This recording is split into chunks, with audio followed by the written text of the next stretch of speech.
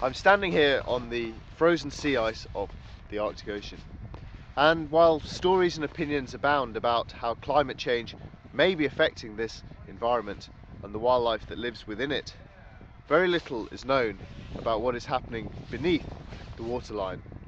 1/4 of carbon dioxide emissions are absorbed by the Earth's oceans. As the seawater absorbs the carbon dioxide, it forms a weak acid called carbonic acid.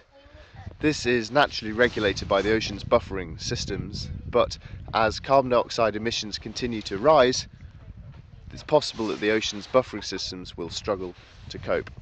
And this can lead to an increase in acidity in the water, known as ocean acidification. Since carbon dioxide is more easily absorbed by cold water, scientists believe that the polar oceans could be the first to experience the impact. Very little research into ocean acidification has taken place in the winter time because of the difficulties of working in these conditions. But here we have our very own window on the underwater world. Our oceans are full of tiny organisms that play a vital role in maintaining the delicate balance of the entire marine ecosystem.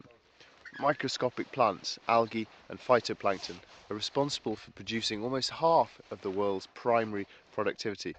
That's to say, through photosynthesis, they convert aquatic carbon dioxide into organic matter. So, what's being undertaken? Well, samples are being taken to monitor the biology and chemistry of the water, and also underlying physical measurements, including temperature and current profiles.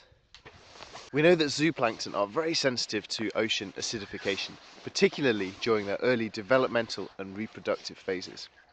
However, very little is known about how Arctic marine communities are likely to respond to the rapid changes currently being seen in their environment. A number of microscopic creatures are also being exposed to seawater acidification levels predicted for 100 and 300 years from now to see how they respond to those conditions.